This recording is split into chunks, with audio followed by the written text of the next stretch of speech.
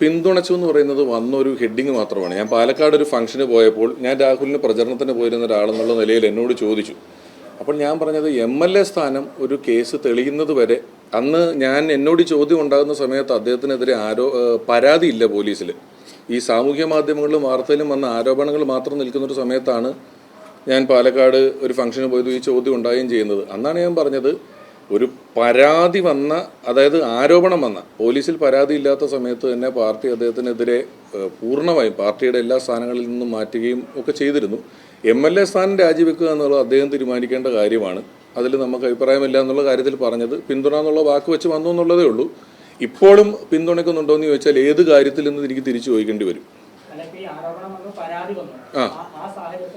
ആ സാഹചര്യത്തിൽ രാഹുൽ മാങ്കൂട്ടത്തിൽ എന്ന് പറയുന്ന വ്യക്തി, പാലക്കാടിലെ ഇപ്പോഴത്തെ MLA, അദ്ദേഹത്തിനെതിരെ ആരോപണങ്ങൾ, പോലീസിലുള്ള പരാതികൾ, അദ്ദേഹത്തിനെതിരെ കേസുകളുണ്ടെങ്കിൽ അതുമായി ബന്ധപ്പെട്ട എല്ലാ വിവരങ്ങളും കോടതിയിലിരിക്കുകയാണ്. കോടതി അതിനെക്കുറിച്ച് അന്വേഷിക്കും. അദ്ദേഹം തെറ്റുകാരനാണ് അല്ലെങ്കിൽ അദ്ദേഹം അത്തരത്തിലുള്ള തെറ്റുകൾ ചെയ്തിട്ടുണ്ടെങ്കിൽ അതിനുള്ള വിധി വരും. അത് സ്വാഭാവികമായിട്ടും അദ്ദേഹത്തിന് ഉത്തരവാദിത്തപ്പെട്ടൊരു കാര്യവും അദ്ദേഹം അതിൻ്റെ വിധി അനുകൂലമായാലും പ്രതികൂലമായാലും അദ്ദേഹം അനുഭവിക്കുക എന്നുള്ളൂ. എന്നാൽ അവിടെ എല്ലാ പഞ്ചായത്തിലും ഒരു ഓഡിറ്റോറിയങ്ങൾ ഉണ്ടാകാനുള്ളൊരു പദ്ധതി കൊണ്ടുവന്നു.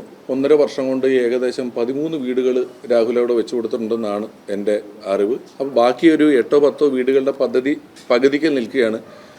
ആ പദ്ധതികളിൽ ഞാൻ പിന്താങ്ങുന്നില്ല അല്ലെങ്കിൽ ഞാനിതിനെതിരാണെന്ന് പറഞ്ഞ് മാറാൻ പറ്റില്ല. അതിൻ്റെ നല്ല കാര്യങ്ങൾ എന്തെല്ലാം ഉണ്ടോ, എല്ലാ സ്ഥലങ്ങളിലും നല്ലതും ചീത്തയുണ്ടല്ലോ, അതിൽ നല്ലത് എന്തെല്ലാം ഉണ്ടോ ആ നല്ലതെല്ലാം ഏറ്റെടുക്കുകയും ആ നല്ല കാര്യങ്ങളെല്ലാം പിന്തുണയ്ക്കുകയും മുന്നിലേക്ക് പോവുകയും ചെയ്യുക എന്നുള്ളതാണ് എൻ്റെ ഉദ്ദേശം.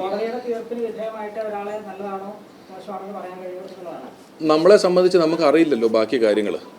അല്ലേ, ഞാൻ നിങ്ങളെ പറ്റിയോ എന്നെ പറ്റിയോ നമ്മൾ കേൾക്കുന്ന ഓഡിയോ വെച്ചോ വാർത്തകളോ ഒക്കെ വെച്ചിട്ടുള്ളൊരു കാര്യത്തിൽ കോടതിയിൽ എത്തിയൊരു കാര്യത്തിൽ പാർട്ടി പറഞ്ഞിട്ടുണ്ടല്ലോ അതിൻ്റെ കാര്യങ്ങൾ.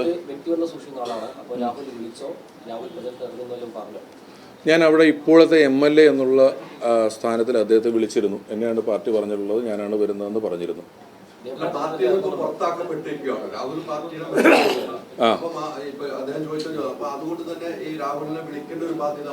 അദ്ദേഹം ഇപ്പോഴത്തെ MLA ആണ്. അവിടുത്തെ ഇപ്പോഴും ഇന്നലെ ഇലക്ഷൻ പ്രഖ്യാപിക്കുന്നത് വരെയും അവിടുത്തെ MLA ആണ്.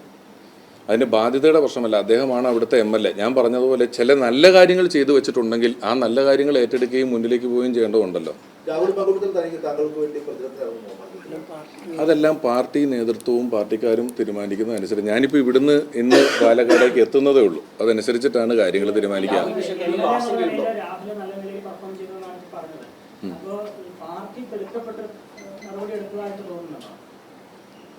ഇത്തരം ആരോപണങ്ങൾ വന്നാൽ തിടുക്കപ്പെട്ടോ ഇല്ലയോ എന്നുള്ള കാര്യം നമുക്ക് ഇതിനെക്കുറിച്ച് കൂടുതൽ അറിയുന്നത് നേതൃത്വത്തിനാണ്. അവർ അതിന് അനുകൂലമായ അല്ലെങ്കിൽ ഒരു ജനങ്ങൾ പെട്ടെന്ന് തോന്നുന്നൊരു കാര്യം പറയുന്നു അല്ലെങ്കിൽ ജനങ്ങളുടെ ഹിതത്തിന് മാനിച്ചുകൊണ്ട് പെട്ടെന്ന് പാർട്ടിയിൽ നിന്ന് പുറത്താക്കുക എന്ന് പറയുന്ന തീരുമാനമാണ് നേതൃത്വത്തിൽ നിന്നുണ്ടായിട്ടുള്ളത്. അത് ചെയ്തു. അത് മറ്റൊരു പാർട്ടികളും എൻ്റെ അറിവിൽ ഇങ്ങനെ, അതായത് പോലീസിൽ പരാതി എത്തുന്നതിന് മുമ്പ്, പോലീസിലെത്തിയിട്ടാണ് ഇത് ചെയ്തതെങ്കിൽ ഈ ചോദ്യത്തിന് വലിയ പ്രസക്തിയുണ്ട്. പോലീസിലെത്തുന്നതിന് മുമ്പ് ഒരു തീരുമാനമെടുക്കുകയും പൂർണ്ണമായും എല്ലാ സ്ഥാനമാനങ്ങളിൽ നിന്നും മാറ്റുകയും ചെയ്തിട്ടുള്ളതാണല്ലോ. ഇത് അദ്ദേഹവുമായി ബന്ധപ്പെട്ട കാര്യത്തിൽ ഇപ്പം അതായത് ഏതാണ്ട് 3ാമത്തെ ചോദ്യമായിട്ട് തന്നെ വന്നൊരു കാര്യമെന്നുള്ള നിലയിൽ ഇങ്ങനെ ഞാനത് കൺക്ലൂഡ് ചെയ്യുകയാണ്. അദ്ദേഹത്തിൻ്റെ മൊറാലിറ്റി അല്ലെങ്കിൽ അദ്ദേഹത്തിൻ്റെ കാര്യങ്ങളിൽ കോടതിയിൽ പരിഗണനയിലിരിക്കുന്ന കാര്യങ്ങളുടെ വിധിയെക്കുറിച്ചുള്ള കാര്യങ്ങൾ അതെന്താണോ വരുന്നത് അത് അദ്ദേഹം അനുഭവിക്കുക. അദ്ദേഹം എന്തെങ്കിലും നല്ല കാര്യങ്ങൾ എന്തെങ്കിലുമല്ല ചെയ്തിട്ടുണ്ട്, വീടുൾപ്പെടെയുള്ള കാര്യങ്ങൾ ചെയ്തിട്ടുണ്ട്. അദ്ദേഹം ചെയ്ത നല്ല കാര്യങ്ങൾ അവിടെ നിന്ന് ഏറ്റെടുക്കുകയും അത് തുടർന്നു പോവുകയും എന്നാൽ കഴിയുന്ന ഇനി ചെയ്യാവുന്ന നല്ല കാര്യങ്ങൾ, എന്തെല്ലാം നല്ല കാര്യങ്ങൾ ആ മണ്ഡലത്തിന് വേണ്ടി ചെയ്യാൻ പറ്റുമോ ആ നല്ല കാര്യങ്ങളെല്ലാം ഞാൻ തുടരുക, പുതിയ കാര്യങ്ങൾ ആസൂത്രണം ചെയ്യുക, പുതിയ കാര്യങ്ങൾ ചെയ്യാതെ രാഹുൽ എന്നല്ല ഷാഫി തുടങ്ങി വെച്ച കാലം തൊട്ടാണ് പറയുന്നത്. ഒരു 15 വർഷമായിട്ട് ഒന്നിന്റെ തുടർച്ചയാണല്ലോ അത്. ആ കാര്യങ്ങൾ ഏറ്റെടുത്തുകയും നടത്തുക എന്നുള്ളതായിരിക്കും എൻ്റെ ലക്ഷ്യം.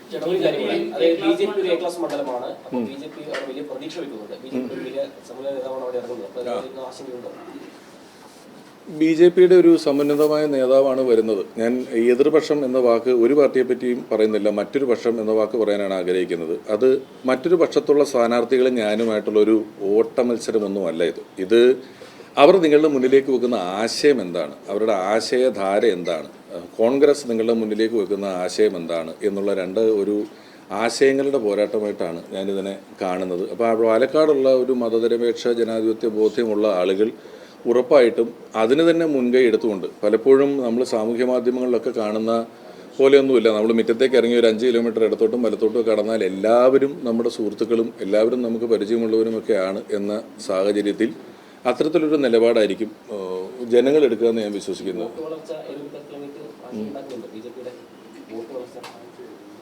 ഇല്ല, അതിനെക്കുറിച്ച് അത്ര വലിയ ആശങ്കകളില്ല.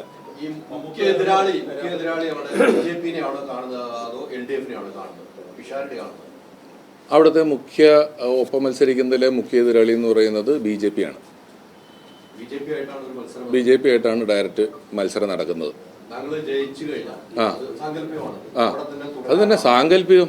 ശരിയാണല്ലോ.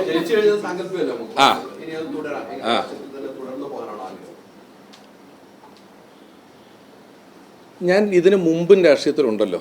രാഷ്ട്രീയത്തിൽ തന്നെ തുടർന്ന് പോകാമെന്ന് ചോദിക്കാൻ ഞാൻ ഇതിനു മുമ്പില്ലാത്തതുപോലെയല്ല. ഞാൻ ജയിച്ചു കഴിഞ്ഞാൽ എന്നുള്ളതല്ല, ജയിക്കുന്നതിന് മുമ്പും സ്ഥാനാർത്ഥിത്വം കിട്ടുന്നതിന് മുമ്പും എല്ലാം രാഷ്ട്രീയത്തിൽ വളരെ സജീവമായിട്ടുള്ള ആൾ തന്നെയാണ്.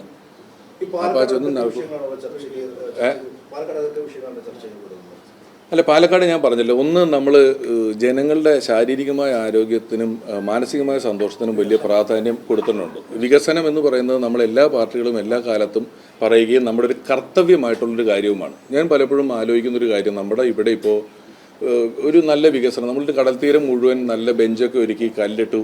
നമ്മൾ ചെന്ന് അവിടെ ഇരിക്കുന്ന സമയത്ത് മകൻ അമ്മയെ കൊന്നു കുഴിച്ചിട്ടു എന്നുള്ള വാർത്ത കേട്ടിട്ടും അമ്മായിയമ്മ മരുമോളെ വെട്ടിക്കൊന്നു എന്നുള്ള വാർത്ത കേട്ടിട്ടും ഒക്കെയാണ് അവിടെ ഇരിക്കുന്നതെങ്കിൽ നമുക്കൊരു സന്തോഷത്തിൻ്റെ പ്രശ്നമുണ്ട്. മനുഷ്യനാണല്ലോ മാനദണ്ഡം. പലപ്പോഴും നമ്മുടെ നാട്ടിലെ ക്രൈമുകൾ, ലഹരിയുടെ ഒരു ആധിക്യം, ഇത്തരത്തിലുള്ള കാര്യങ്ങൾ ഏറ്റവും പ്രാധാന്യത്തോടെ ചർച്ച ചെയ്യപ്പെടേണ്ട കാര്യമാണ്. പലപ്പോഴും എല്ലാവരും വികസനത്തെപ്പറ്റി സംസാരിക്കൂ, വികസനത്തെപ്പറ്റി പറയൂ എന്ന് പറയുന്നുണ്ട്. വികസനത്തെക്കുറിച്ച് ഓഫ്കോഴ്സ് പറയണം. എല്ലാ കാലത്തും രാജ്യം മുന്നിലോട്ട് തന്നെയാണ് പോയിട്ടുള്ളത്. എല്ലാ കാര്യത്തും എല്ലാ പാർട്ടികളും വികസനം എന്ന കാര്യത്തിന് ഊന്നൽ കൊടുത്തുകൊണ്ട് തന്നെയാണ് പ്രവർത്തിക്കുന്നത്. അതിൻ്റെ ഒപ്പം മനുഷ്യൻ്റെ ഏറ്റവും പ്രാധാന്യമുള്ള കാര്യങ്ങൾ, മനുഷ്യന് ഏറ്റവും കാര്യമായി അവനവൻ്റെ സന്തോഷം, ആരോഗ്യം തുടങ്ങിയ കാര്യങ്ങളിൽ നമ്മൾ വീഴ്ച വരുത്തിക്കൊണ്ട് വികസനം മാത്രം ഉയർത്തി കാണിക്കുന്നതിൽ അർത്ഥമില്ല. വികസനത്തിൽ അർത്ഥമില്ല എന്നല്ല പറയുന്നത്. നമ്മുടെ ആരോഗ്യ മേഖല, നമ്മുടെ മാനസികാരോഗ്യ മേഖല, പലരെയും നമ്മൾ ചോദിക്കുമ്പം ഇപ്പോൾ വന്ദന കൊലക്കേസ് ഇന്നലെ നമ്മൾ ചർച്ച ചെയ്തു. മാനസികാരോഗ്യത്തിൻ്റെ പ്രശ്നമാണ് എന്നാണ് പറയുന്നത് കോടതിയിലെത്തുമ്പോൾ. അപ്പം കൃത്യമായിട്ട് ഇങ്ങനെ വേണേൽ പറയാം, ഒരു അരും കൊലകളില്ലാത്തൊരു 10 ദിവസം കാണാൻ പറ്റാത്തൊരു സാഹചര്യമുണ്ട്. ഭയം നമുക്ക് വല്ലാതെ ഉണ്ട്. ഞാൻ ചിലപ്പം പറയും, നമ്മൾ ഓടിക്കുമ്പോൾ വല്ല വാഹനമൊക്കെ എവിടെയെങ്കിലും ഒന്ന് വരഞ്ഞാൽ പോലും എൻ്റെ ഡ്രൈവറോട് പറയും, വെറുതെ ആരോടൊന്നും വർത്താനം പറയാൻ പോകണ്ട. ആരാണ് എപ്പോഴാണ് ഒരു കൂട് പുള്ളുന്നതെന്ന് അറിയാൻ പറ്റാത്ത രീതിയിലായി നമ്മൾ മൊത്തത്തിൽ സമൂഹത്തിൽ നിൽക്കുന്നത്. അതാണ് ഏറ്റവും പ്രാധാന്യത്തോടെ ചർച്ച ചെയ്യേണ്ട ഒരു വിഷയമെന്ന് ഞാൻ വിശ്വസിക്കുന്നു. മമ്മൂക്ക അല്പം മുമ്പ്, ഞാൻ ഇറങ്ങുന്നതിന് മുമ്പ് കൂടെ വിളിച്ചിരുന്നു. അദ്ദേഹത്തിൻ്റെ അനുഗ്രഹം മേടിച്ചു. അദ്ദേഹം എനിക്കൊരു എല്ലാ ദിവസവും കമ്മ്യൂണിക്കേഷനുള്ള ഒരാളാണ്. രാഷ്ട്രീയപരമായ കാര്യങ്ങളിൽ ഒരുപക്ഷെ കഴിഞ്ഞ കുറേ നാളുകളിൽ ഞാൻ ഏറ്റവും കൂടുതൽ ചർച്ചകൾ ചെയ്തിട്ടുള്ളതും ആശയ സംവാദങ്ങൾ നടത്തുന്നതും മമ്മൂക്ക എന്ന് പറയുന്ന ഒരാളാണ്. അദ്ദേഹം എത്രയോ മുഖ്യമന്ത്രിമാരെ അടുത്ത് പരിചയമുള്ള, കഴിഞ്ഞ കുറേ നാളുകളിൽ ഏറ്റവും സജീവമായി ഇവിടെ നിന്നിട്ടുള്ള ഒരാളാണ്. അപ്പോൾ അദ്ദേഹം എല്ലാ കാര്യങ്ങളിലും എനിക്ക് വേണ്ട നിർദ്ദേശങ്ങളും അഭിപ്രായങ്ങളും എതിരഭിപ്രായങ്ങളാണെങ്കിൽ അതും വെച്ച് സംസാരിച്ചിട്ടുണ്ട്. ഞാൻ ആരെയും ചലച്ചിത്ര മേഖലയിൽ നിന്ന് ആരെയെങ്കിലും നിർബന്ധിച്ച് പ്രചരണത്തിന് കൊണ്ടുവരണമെന്ന് ആഗ്രഹിക്കുന്നില്ല. പക്ഷെ ഒരു കാര്യം പറയാം, ഇത് അദ്ദേഹം ഉത്തരം പറയേണ്ട കാര്യമാണ്. എങ്കിലും വിജയിച്ചാൽ, അലി പറഞ്ഞതുപോലെ വിജയിക്കുകയാണെങ്കിൽ ഉറപ്പായിട്ടും അദ്ദേഹത്തിനെ അവിടെ കൊണ്ടുവരാൻ സാധിക്കുമെന്ന് ഞാൻ വിശ്വസിക്കുന്നു. എന്തെങ്കിലും ഒരു ആവശ്യത്തിന് കൊണ്ടുവരാൻ പറ്റും.